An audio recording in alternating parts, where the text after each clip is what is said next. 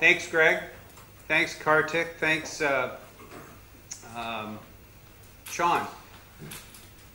So I'm a replacement person here now. Unfortunately, our speaker from China Telecom won't be able to be here. But the question that Sean and Kartik were just talking about, I'm going to shed some additional light on. So it's a perfect setup. I don't know, you guys did that perfectly. So let me go quickly to this. How many of you are always looking for new prospects to sell to? Anybody? Is that an important issue for any of you? Yeah, it's an important issue for everybody. Partner, vendor, conference runner, Google, everybody is looking for new customers. Everybody. So let me talk to you a little bit about some of the data we've been uncovering. This is from Buzzboard. Buzzboard's a company that has a sales tool out there. Some of you know of it. You're welcome to ask me about it later. Quite a number of Google's partners are using it because it helps accelerate the sales process. But I want to show you this data quickly because it really speaks to what Kartik was talking about. Look at these numbers over here. I think this is... So, no responsive website. This is US data. This is not, you know, Asia data or India data or Latin America data. This is US data. 85% no responsive website in trade services, okay? Trade services, which has been the sort of one of the holy grails out there of big spend, valuable customers, all that stuff. 85% no responsive website. 65%, more or less, 63% average, no search. 92%, no social. They're not doing any search advertising, okay? So tremendous opportunity. Can you imagine if we ran this in one of these markets? In this, you know? And so let's dive a little deeper. These are some of the... No, yeah. No responsive website, which means... No, responsive website, which is built for any device, any mobile device, so that it renders itself well on an iPad, as well as on a Note, as well as on an iPhone 6, as well as on an iPhone 6 Plus. Whatever the user is on, a responsive website is supposed to render itself just as well on any of those devices. Lots of mobile websites were built for one kind of device. So when you get a new device or it's a different device, it doesn't render the same way. So responsive is the sort of the table stakes now. Kartik. Just a quick question. So the 60% of those search are the businesses which have an online presence but no SEM. That's right. That's right. I mean, so let me dive into these numbers a little deeper. These are big categories. These are not where, you know, Yelp is making a big play. You know, there's not a lot of reviews written about these kinds of businesses. But these are down-home, you know, very important categories. These categories, at least in the U.S., and you all know better than I do, these are what drove the Yellow Pages, by and large. These were fundamentally why people picked up Yellow Page books, for these kinds of categories. You add in lawyers, you get some, you know, restaurants was lots of volume of lookups, but not big advertising dollars. The HVAC is heating and ventilation and air conditioning. HVAC, okay? Peter, you're making a face. Oh, you didn't know this? This is a big, well, this is what it's called in the U.S. What's that? I think we should go back to Sean's slide with all those acronyms on it, okay? Digital presence, okay? This is just, do they have a website? 38% of painters don't have a website in Chicago. City of Chicago. 84% of plumbers. 50% of roofing. 68% of HVAC. What is that? This is, remember this is a classroom environment. Heating, ventilation, and air conditioning. 65% of the electricians don't even have a website. Okay? It's amazing to us when we see this data, and we run this data all the time. Search engine visibility of those that do have a website, okay? Of those that do have a website, a lot of them have no visibility on the search engines, okay? They're either not listed or the way that site was built, Google can barely read it. Maybe it's because the phone number and the address are images and not text, right? You know, those are all fundamental things. There's a great article that I'll actually share. I'll share it through Oscar, and Oscar can send it to everybody. There's a great article in the New York Times, I think it was yesterday or the day before. It's about this businessman who I think in 2009 built his website, had somebody build his website. Maybe it was 2007, I can't remember the dates. And he's writing the article, so it's not a journalist writing the article. And it's about his process of now having enough business, survive the downturn, and now trying to figure out what he's going to do for a new website. And it's fascinating because it's inside the mind of a small business. It's a very good read.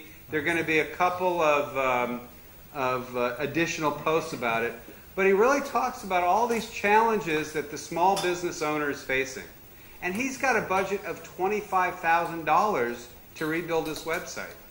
Because in 2007, he asked some guy in his office to build it, and it doesn't render on mobile devices. It's not responsive. It's not being indexed the way it should be indexed. It doesn't have good SEO factors in it. So, so it's a very interesting article to get inside the head of these kinds of merchants.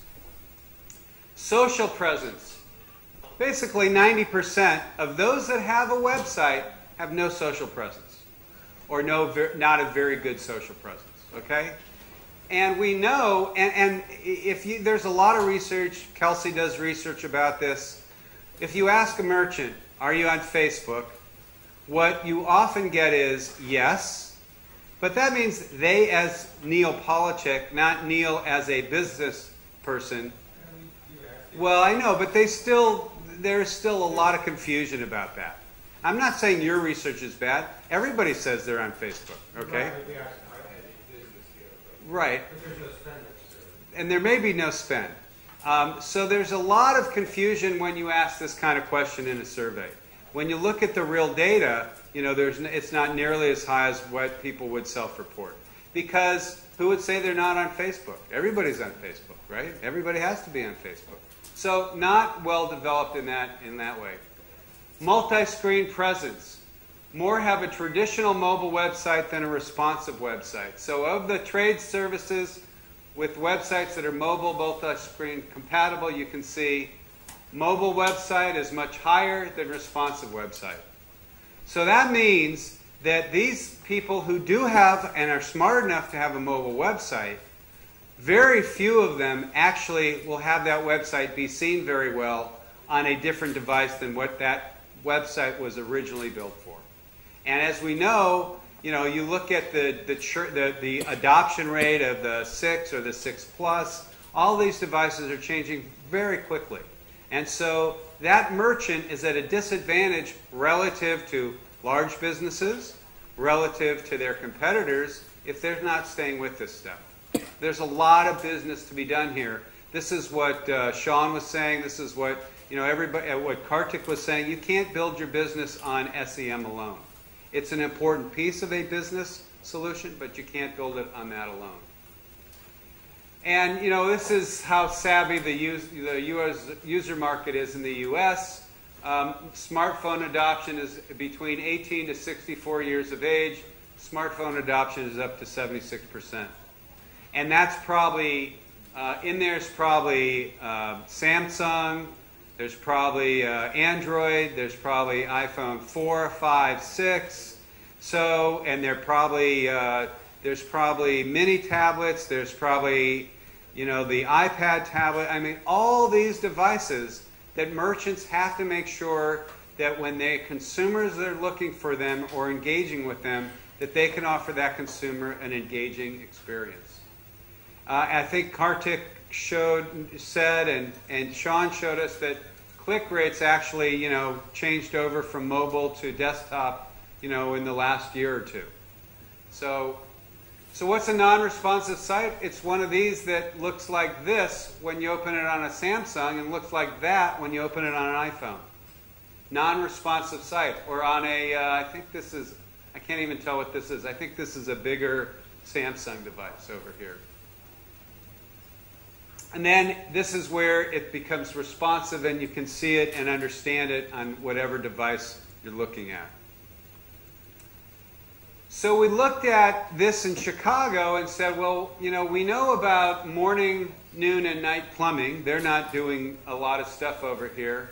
We then looked to see, what about Rescue Rooter? Rescue Rooter in the U.S. is a large regional or national brand. It wasn't much better either. Same thing going on. No responsive website. What's that? It's no better. It's about the same. I wonder if that's fishy data there. It looks awfully consistent, doesn't it? So there's equal opportunity to serve both of those markets. At the end of the day, there's a ton of market opportunity no matter where you are. This is Chicago, no matter whether you're in Thailand or in Chennai, or you pick your market out here.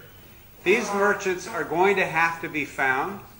They're going to have to be found on devices that run the gamut from, whatever kind of phone, iPhone 4s all the way up to 6 Pluses and all the permutations in between on the Android devices.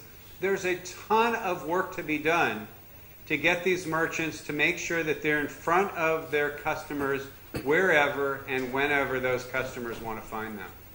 And, to worry about, I think, how do I do a better margin on SEM, I think is missing the point of really there's a much broader, bigger opportunity here to serve these merchant businesses. So that is my stand-in pinch hitting, as we say in the U.S., presentation. I didn't say blue suede shoes. I am going to find the reference to blue suede shoes before I leave here. I'd like to invite Kim. Any questions on the data here? Peter. Yeah, it's all shareable. Sure. Yeah. Yep. Yep. It'll be shared.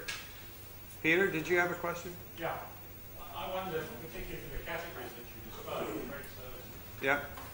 How correct is it to have social on the same chart as search, present, and mobile? Social is not effectively a search engine, right? Particularly for those trade services.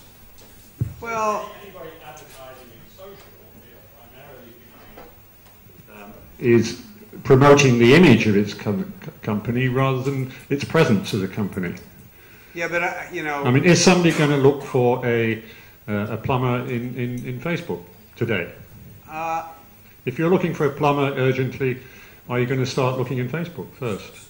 I think you're going to start asking your friends in Facebook, and there's going to be some of that social activity that goes on in there.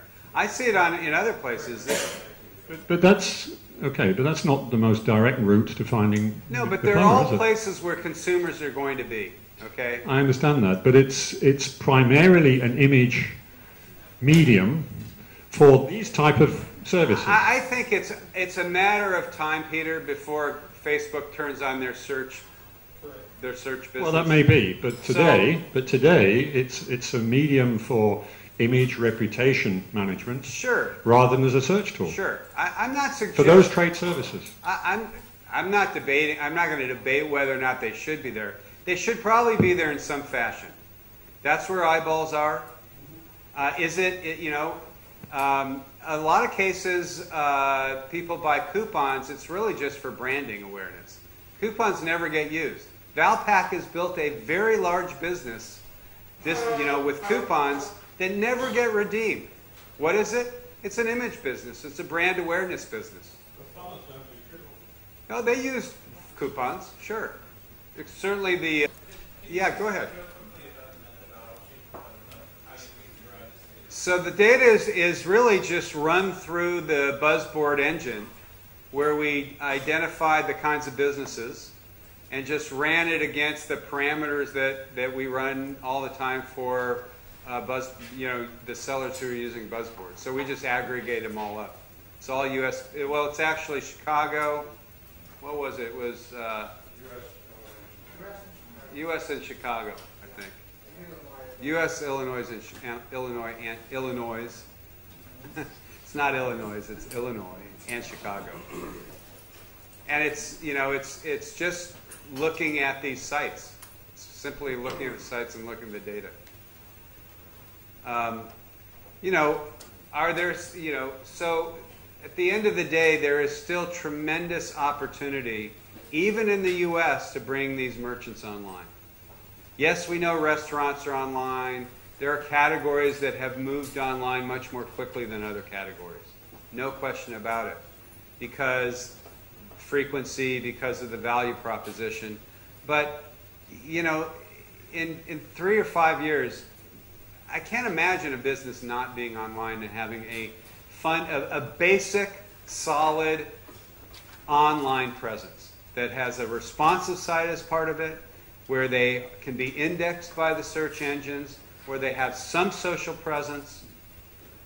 Those are going to be table stakes for businesses. Those are going to be table stakes for businesses. May not be flashy websites, may not be lots of video on those websites early stage, but they got to have a presence. Because, everybody in this room, everybody walking out on the street has a mobile devices, and that is where they are coming in. It is a mobile world. I think that was the local search on the, what do we call it? On the verge of a mobile-only world. So, okay, so did we find Lynn?